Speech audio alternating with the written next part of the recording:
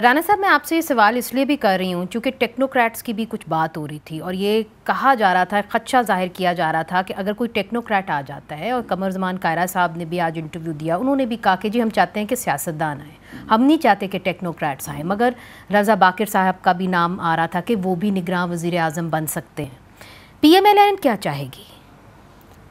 PMLN ये चाहेगी कि खुदा करके जो IMF के साथ मुआहदा तय हुआ है, ये बहुत ही एक मुश्किल मरहला था और IMF ने जिस तरह से पिछले 4-5 माह जो है वो ख़राब किया, मैं तो ये कहूँगा कि उन्होंने जिस तरह से ऐसी शराइत भी मनवाई जिनको मानना जो है वो एक आम आदमी के साथ जो है वो जुल्म करने के मुतरादिफ था। जो अंडरस्टैंडिंग तो है कि ये जो IMF का मुआहदा 9 महीने में जो उन्होंने किया है, अगर केयर टेकर गवर्नमेंट ज़्यादा देर तक चलती है तो शायद उन्होंने अभी कुछ 1 बिलियन से ज़्यादा हमें डॉलर्स दे दिए।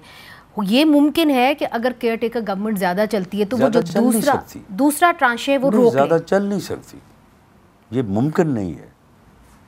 ये सिर्फ मीडिया जो है ना, ये नहीं सर, मैं इसलिए आज खालिद मकबूल सिद्दीकी साहब ने एक बड़ी अहम प्रेस कॉन्फ्रेंस की है और उसके अंदर उन्होंने कहा कि जी मर्दमशुमारी के ऊपर हमारे तहफ़्फ़ुज़ात हैं और अगर उनके तहफ़्फ़ुज़ात दूर नहीं होते तो हम इस सेंसस के ऊपर जो है इलेक्शंस को कबूल नहीं करेंगे। नहीं, इस सेंसस का उनके तहफ़्फ़ुज़ात से क्या ताल्लुक है, बताएं।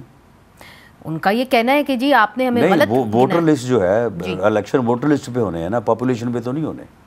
वो ये कहते हैं कि जी आप सेंसस ठीक कराएं, नहीं सेंसस उसकी बिना के ऊपर आप जो है इलेक्शंस डिलिमिटेशंस कराएं। अब उसके अंदर और उन्होंने कैसे होगी वो बताएं। वो तो नहीं, देखें, ऐसे ही उठ के जो है वो बात कर देना एक अलग बात है।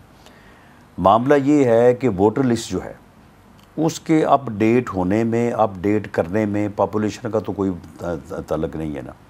वो अपडेट आज भी हो सकती है, कल भी हो सकती है, महीना पहले भी हो सकती थी, वो की जाती रही है और अपडेटेड है। रही बात पॉपुलेशन की बुनियाद के ऊपर तो सिर्फ सीटों का फ़र्क पड़ेगा ना, कि जी सीट किसी सूबे की बढ़ जाएगी, किसी की कम हो जाएगी। कराची की चले को सीट एक बढ़ जाएगी, अंदरूनी सिंध की चलो एक कम हो जाएगी। यकीनन आपने उनको ये कहा होगा, तो उन्होंने फिर क्यों नहीं आपकी बात मानी? बलूचिस्तान की 2 बढ़ जाएंगी, किसी और सूबे की एक कम हो जाएगी। लेकिन आप मुझे बताएं कि उसके लिए कॉन्स्टिट्यूशनल अमेंडमेंट ज़रूरी है या नहीं है? तो कॉन्स्टिट्यूशनल अमेंडमेंट कैसे करेंगे जी? इस वक्त ये असम्बली जो है ये कॉन्स्टिट्यूशनल अमेंडमेंट कर सकती है? नहीं कर सकती। तो इसलिए उनका ये उज़र जो है ये बिल्कुल बेमानी है। ये प्रेस कॉन्फ्रेंस सिर्फ प्रेस कॉन्फ्रेंस है। आपको नहीं लगता कि इसको जवाज़ बनाया जा सकता है कि केयर टेकर गवर्नमेंट को मज़ीद और लंबा खींचा तो फिर क्या करेंगे बताएं? सेंसस कराएंगे। सेंसस कराएंगे, फिर क्या होगा? जो उनके मांगे हैं डिलिमिटेशंस के हवाले से, डिलिमिटेशन होगी तो सीटें तो नहीं बढ़ सकेंगी। उस डिलिमिटेशन को इम्प्लीमेंट करने के लिए जो कॉन्स्टिट्यूशनल अमेंडमेंट है कौन करेगा बताएं? तो आपको नहीं लगता कि जो वो प्रेस कॉन्फ्रेंसेस कर रहे हैं और ऐसे मरहले पे कर रहे हैं जब आप लोगों ने कह दिया कि जी हम अब जा रहे हैं और केयर टेकर गवर्नमेंट आएगी और उनका कह देना कि जी केयर टेकर गवर्नमेंट फिर आगे भी चली जाए तो हमें कोई मसला नहीं होगा, मगर आप सेंसस ठीक करें? देखिए, इसके अलावा कोई और रास्ता ही नहीं है कि जिस दिन असम्बलियाँ डिज़ोल्व हों उस दिन जो हल्का बंदी, जो इंतज़ाम मौजूद है, इलेक्शन कमीशन उसके मुताबिक शेड्यूल अनाउंस करे और इलेक्शन करवाए। केयर टेकर सेटअप का ये काम ही नहीं है सेंसस करवाना।